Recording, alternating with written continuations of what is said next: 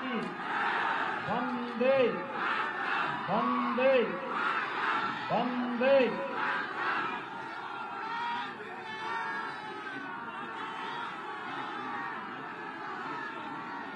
बिहार विधानसभा चुनाव के इस अभियान में एनडीए के प्रत्याशियों के समर्थन में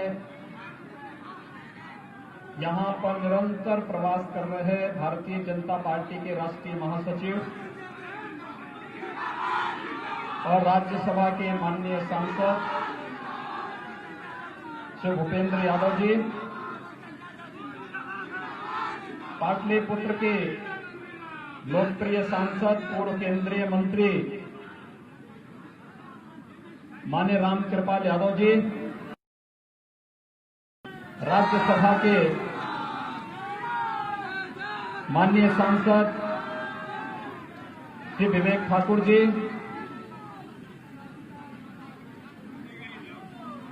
एनडीए के प्रत्याशी श्री जयवर्धन यादव जी, रविंद्र रंजन जी, अशोक वर्मा जी, राजकुमार शर्मा जी, मिथिलेश कुमार जी, श्रीमती मधुबाला शर्मा जी, हेमंत पटेल जी, संदीप गुप्ता जी, नरेंद्र चंद्रवंशी जी, श्री नारायण कुमार जी, प्रशांत कुमार जी, पंकज शर्मा जी, सत्येंद्र सिंह जी, विनोद कुमार जी और भारी संख्या में यहां पर उपस्थित भारतीय जनता पार्टी जदयू के सभी पदाधिकारी, कार्यकर्ता बंधुओं और पालीगंज विधानसभा क्षेत्र के उपस्थित सभी भाइयों बहनों, आप सबका मैं हृदय से अभिनंदन करता हूं। धरती से आया हूं, लीलाधारी भगवान श्री कृष्ण की जन्मभूमि उत्तर प्रदेश ही है और भगवान श्री कृष्ण की जन्मभूमि से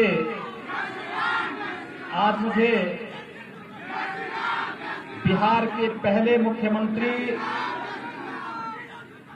श्री कृष्ण सिंह जी के 133वीं जयंती के कार्यक्रम में यहां पर उपस्थित होने का सौभाग्य प्राप्त हो रहा है।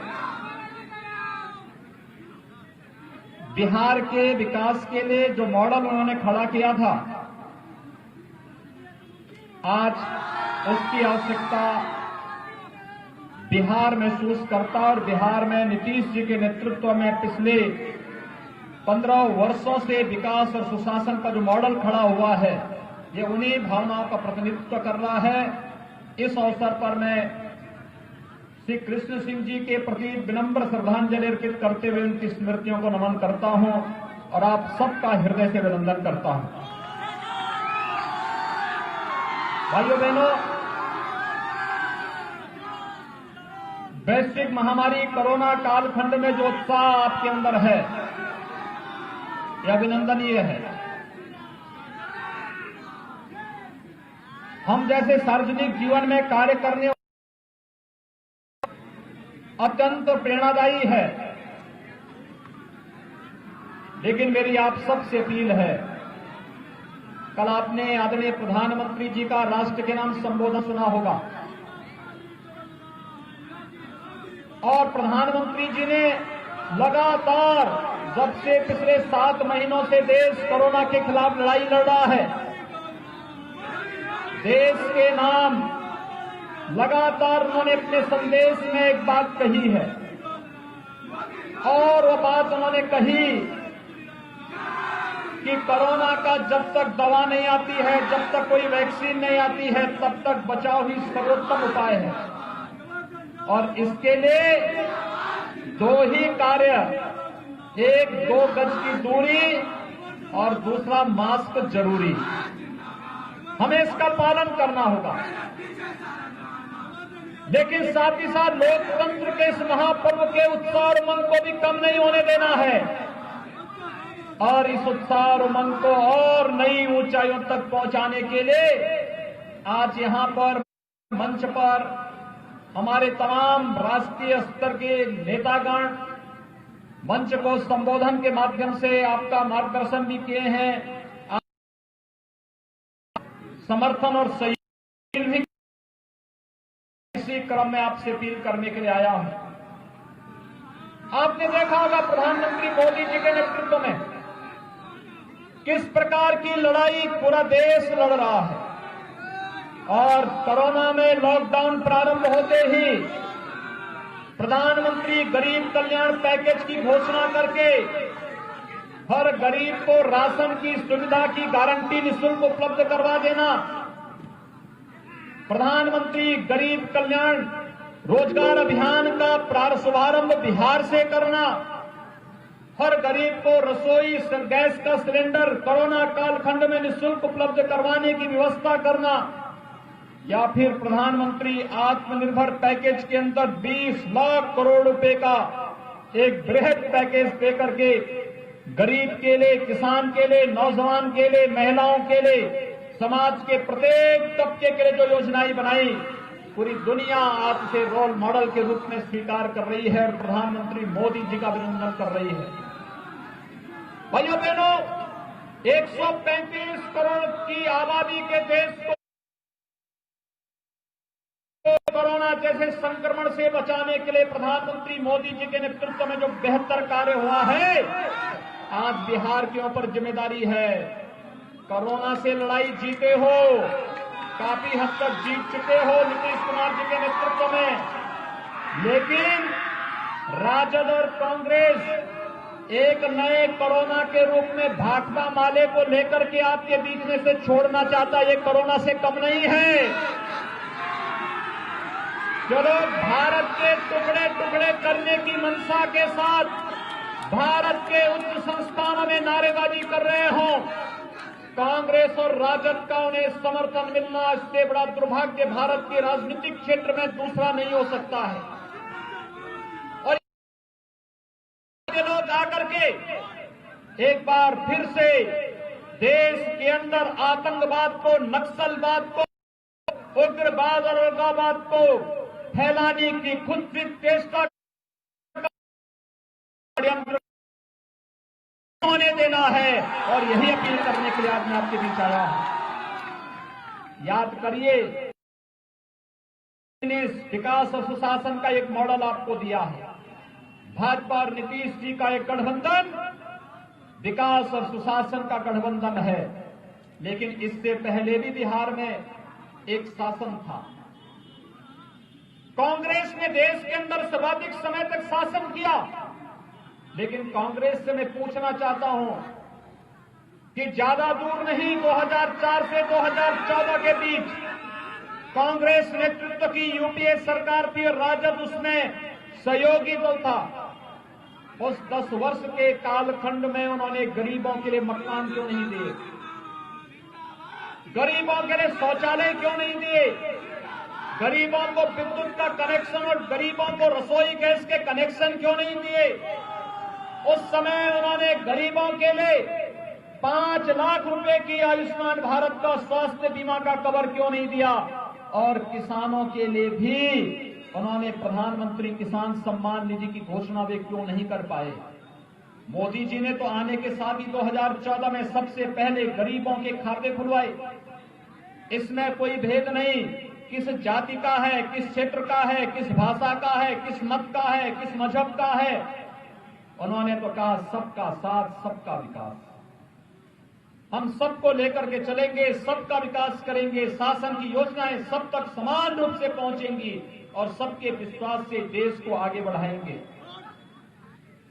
स्वच्छ भारत मिशन में हर गरीब के घर में एक एक शौचालय उपलब्ध करवाने का कार्य कर दिया। 10 करोड़ से अधिक लोगों के घर में एक एक शौचालय उपलब्ध करवाने का कार्य कराया। सौभाग्य योजना में 4 करोड़ गरीबों को निःशुल्क विद्युत के कनेक्शन उपलब्ध करवाए, तो उज्ज्वला योजना में 8 करोड़ गरीबों को रसोई गैस का एक एक सिलेंडर भी उपलब्ध करवा दिया। 12 करोड़ गरीबों को प्रधानमंत्री किसान सम्मान निधि का लाभ दिलाया।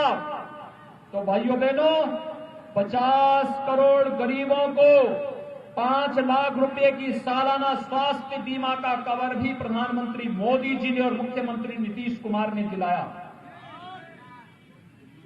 हम सबका, हमारे गठबंधन का तो एक ही संकल्प है कि हमारे लिए पूरा देश ही परिवार है।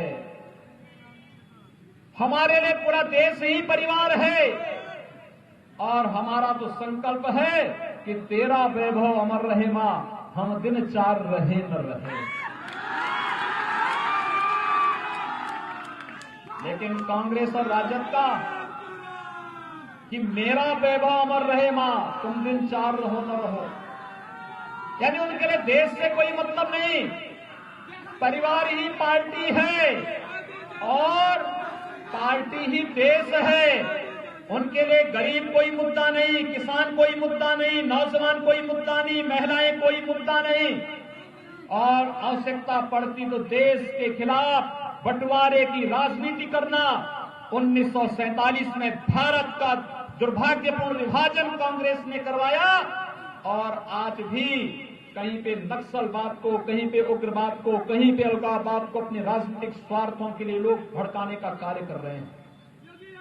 भाइयों बहनों, मोदी जी ने जब 2019 में दूसरी बार प्रधानमंत्री पद की शपथ ली थी, तब प्रधानमंत्री के रूप में मोदी जी ने फिर दूसरी बार कहा था, पहला 5 वर्ष गरीबों के लिए, अगला 5 वर्ष भारत को वैश्विक मानचित्र पर उत्थान के लिए। और इसकी शुरुआत कहां से की?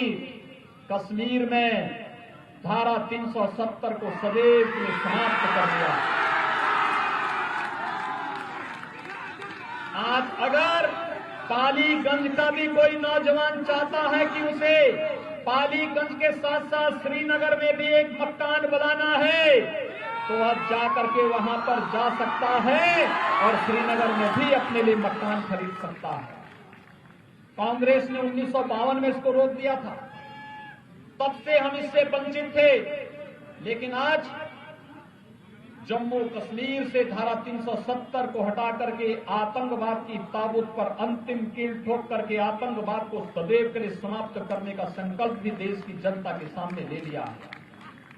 नक्सलवाद पिछले 6 वर्षों में 95% देश के अंदर कम हुआ, लेकिन आज कांग्रेस और राजद, भाकपा माले जैसे लोगों को प्रोत्साहित करके एक बार फिर से इनको हिंसा के लिए प्रोत्साहित करने का मंच देने का कार्य कर रहे हैं। हमें नरसंहार नहीं चाहिए, हमें नौजवानों के हाथों को काम चाहिए और विकास की प्रक्रिया के साथ आगे बढ़ा करके एक विकसित और समृद्धशाली बिहार को आगे बढ़ाने के कार्यक्रम को निरंतरता देने की आवश्यकता है। और उसी निरंतरता के लिए आज भारतीय जनता पार्टी और जदयू आपके पास आया है आपसे कहने के लिए। हमने कश्मीर में धारा 370 भी हटाई। पाकिस्तान प्रस्त आतंकवादी आज कश्मीर के अंदर हमारे जवानों के ऊपर और वहां के निर्दोष नागरिकों के ऊपर फायर नहीं कर सकता, क्योंकि इसे मालूम है जैसे वह जवानों के की ओर टेढ़ी नजरों से देखेगा, भारत का बहादुर जवान उसका काम तमाम पहले ही कर देगा। ये लोग बोलते थे जवानों से, भारत के सेना बलों के जवानों से कांग्रेस की सरकारों के समय कहा जाता था कि जब आतंकवादी गोली चलाएगा तो गोली चलाना, अन्यथा मत चलाना। और आज से कहा जाता है कि अगर आतंकवादी कुछ भी कुत्सित मंशा के साथ भारत के हितों के प्रतिकूल व्यवहार करेगा तो उसका मुंहतोड़ जवाब उससे पहले दे देने की आवश्यकता है। और पाकिस्तान की जरूरत नहीं, आज उसे मालूम है। याद रखिए कितना समय बदला है।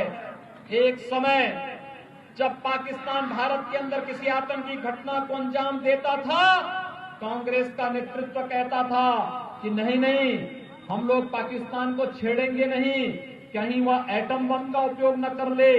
और आज पाकिस्तान के प्रधानमंत्री दुनिया के अंदर मारे मारे भीख फिर बांधते हुए फिर रहे हैं, कह रहे हैं कि कहीं ऐसा न हो कि अंदर घुस करके कोई नया सर्जिकल स्ट्राइक न कर ले।